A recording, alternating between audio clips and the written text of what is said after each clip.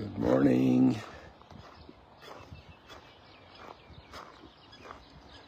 We can see the moon here over this palm tree, ready to set behind Mount Arbel. But if you go up on top of Mount Arbel, it would be up there for another hour in the distance, obviously. We're close to the mountain here, so it hides everything that passes by, the sun and the moon and the stars and their orbits.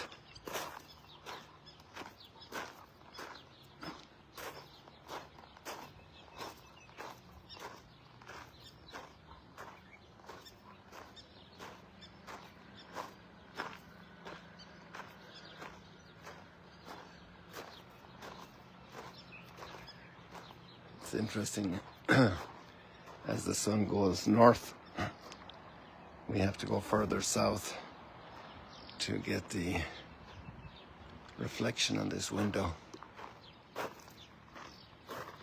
Different circumstances, different angles in life.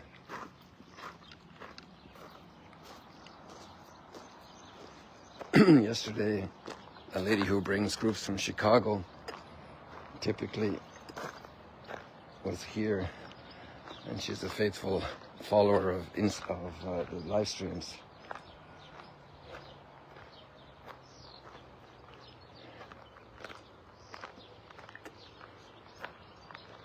It's interesting when people tell what it means for them.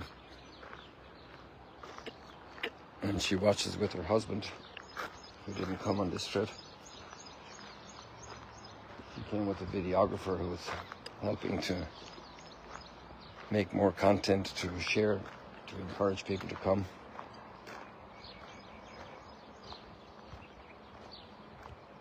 We also had a wedding yesterday here in Duckenalton of an Arab Christian family in Melkite. Very joyful, wearing their crowns as part of the wedding ceremony. I must get the text of the prayer for those crowns when they put them on. I was there in the space with some other visitors at that time, and I saw 2 minutes of the wedding ceremony when they were putting the crown on the bride. It was already placed on the groom, and there were certain motions the priest was doing, and obviously prayers.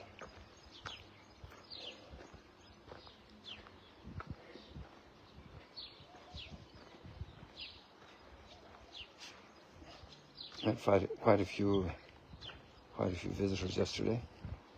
Very interesting.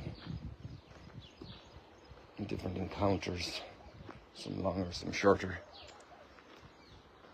Oops.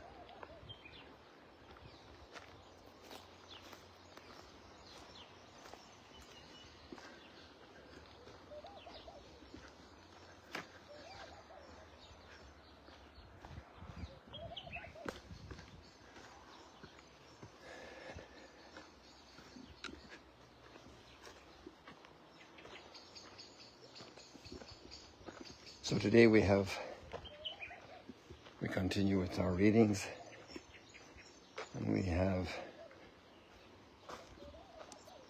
Paul and Barnabas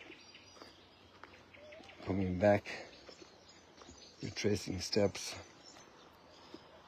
back to Antioch. Oh no, we're continuing the.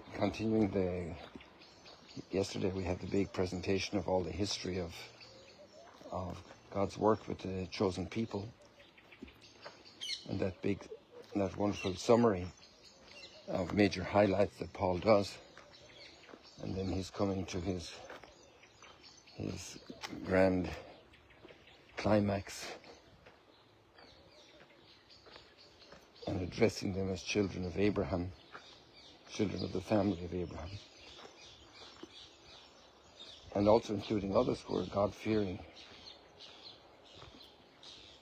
So then Gentiles.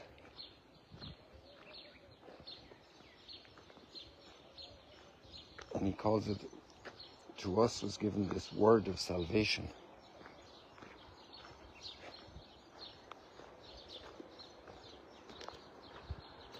many words are spoken in life.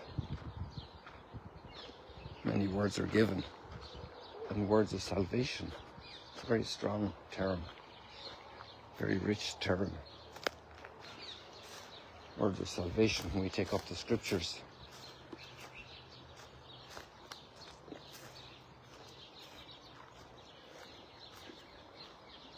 We are not just entertainment, not just cultural widening of horizons.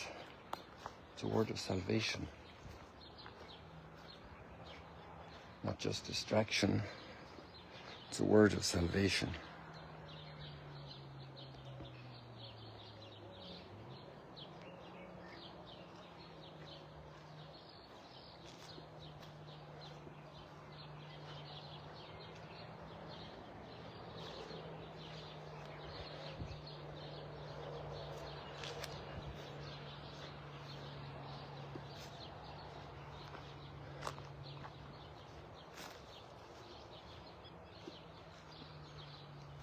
Precious word, a word that has extraordinary significance for our lives. And then he starts talking about basically the Easter message. The inhabitants of Jerusalem and their leaders failed to recognize him.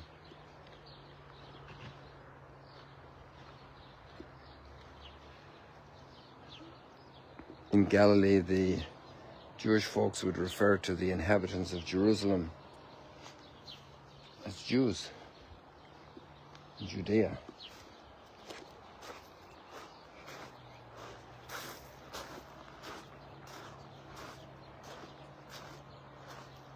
And by condemning him, they fulfilled the oracles of the prophets that are read Sabbath after Sabbath.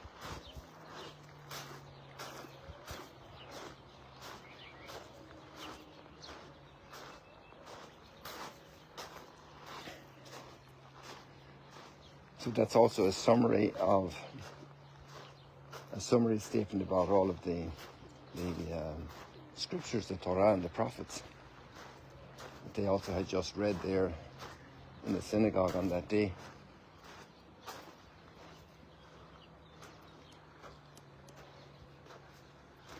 And the way Paul summarizes them is that they were oracles that were going to come to fulfillment. And their poor decision, actually, God used this for their fulfillment. The poor decision of the leaders. Unbeknownst to them, they were actually fulfilling the plan of God. Even their own resistance became a vehicle of salvation. Their own selfishness, their own particular, peculiar response. God availed of it to do good. Sometimes children mess up. They have fights, they have bad moments. And the parents who are wise don't just shout and condemn. They help the children to read their actions and their way as a lesson of wisdom about life, a discovery of the truth of life, the importance of things, the lesser importance of other things, which we sometimes exaggerate in importance, a discovery of life, of wisdom, of prudence, of behavior. And we're actually all discovering that as we go along. We all make mistakes. The wise people learn from them and grow. And maybe sometimes it's not just growing in knowledge because we know already, but it's growing in humility. And accepting the fact that I made a mistake, that I did wrong, that I was selfish.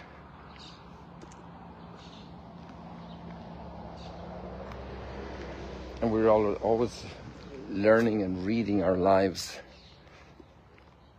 in a positive way, also as a word of salvation that God is allowing us to ponder and that reaches us with abundant fruit.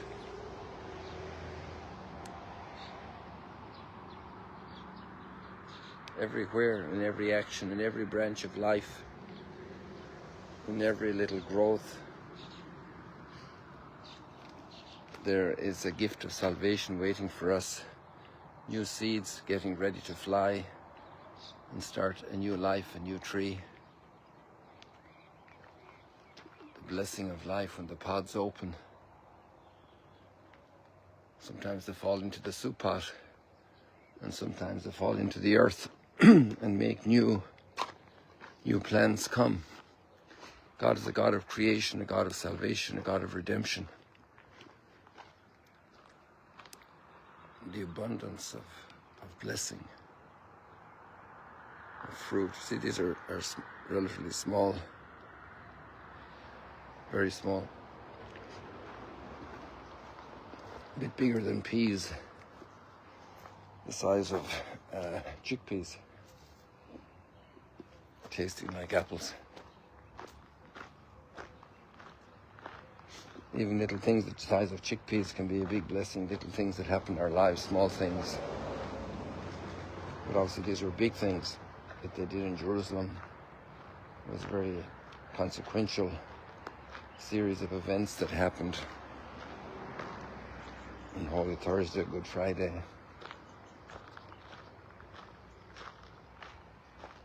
Even the burial was very consequential.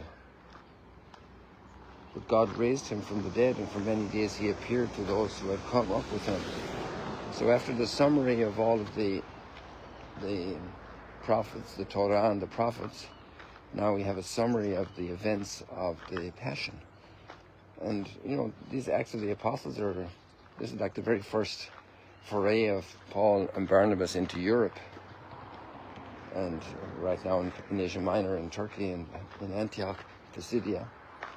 And they're formulating the core message of the gospel, and they're announcing it.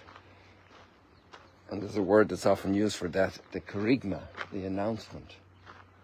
And it's part of the Christian gift to the world is to make this announcement that he died, he was tortured unjustly, he was condemned to death unjustly, he was buried, but he rose again. And for many days he appeared to those who had come up with him from Galilee to Jerusalem. And they are now his witnesses. And we ourselves are proclaiming this good news. This is the kerygma, the good news. And they're proclaiming it with boldness,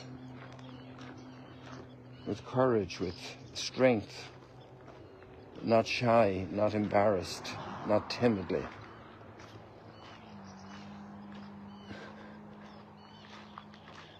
And Francis of Assisi, 1200 years later, would say, we are always announcing this, and sometimes with words. So our lifestyle is an announcement of this. The way we read life, the way we process life, the way we react to life is a proclamation of the death and resurrection of our Lord.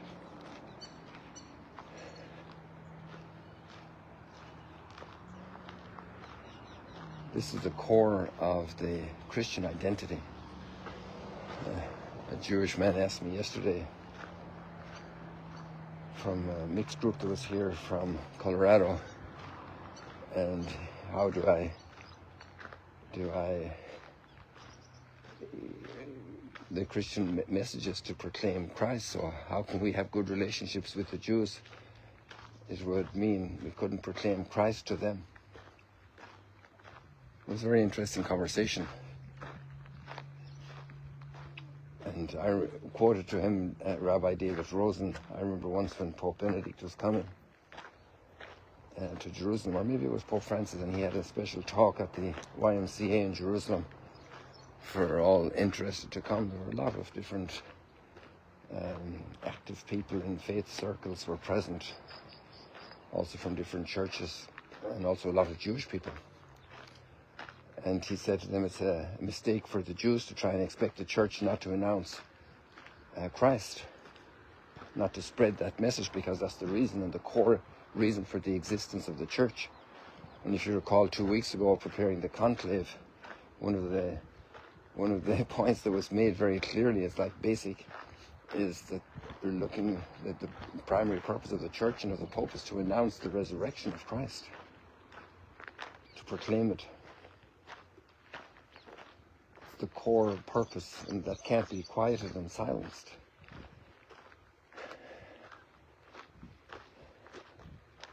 And at the same time then for the Jewish people, because of a lot of historical factors and a relationship, the announcement we give is our lifestyle. It's not an aggressive verbal approach.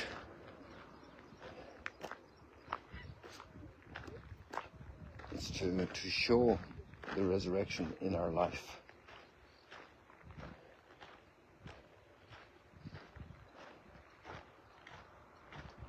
And many times we have compromised lives as Christians and we don't show it that well.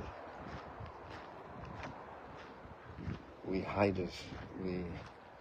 I read a little text from actually Pope Leo's talk to the Eastern churches a couple of days ago, and he quotes one of the great ancient Eastern church saints who said that many times a lot of dust is thrown on our lifestyle because of our attitudes and affections, material things and ambitions and jealousies and envies, and that shrouds the gift of annunciation, the proclamation that's in our lives for the world. And that needs to be refreshed and renewed periodically in our own lives, weekly sometimes, monthly, daily, yearly, in decades and centuries as well. A lot of dust can accumulate on a Christian community, and we need to be shaken up and get going again. Oh, look at this here.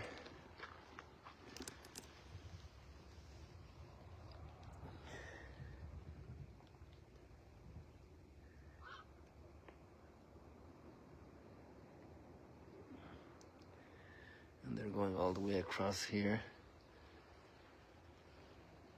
They're going up the wall here.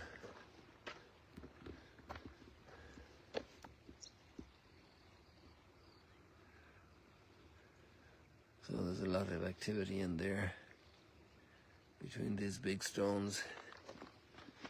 And I don't know where they're coming from. This track goes over to here.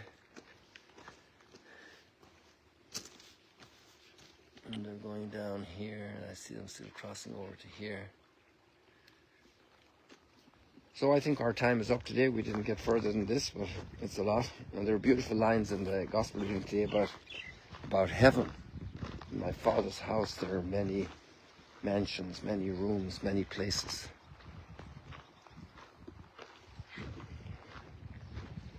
And apparently in the temple, I heard a commentary this morning mentioning how in the temple there were many, many different pieces and places and rooms, storage, and even living room, and obviously the major spaces of the temple.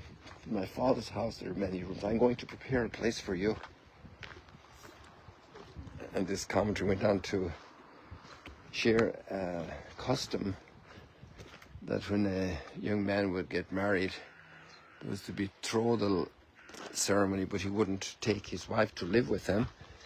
He needed to go and prepare a room for them to live in, usually in his father's house. And that custom is still here in the Arab population here, native population here in the Middle East, and you see they have a flat roof, and it's to put another floor on it, and the children have floors in their father's house.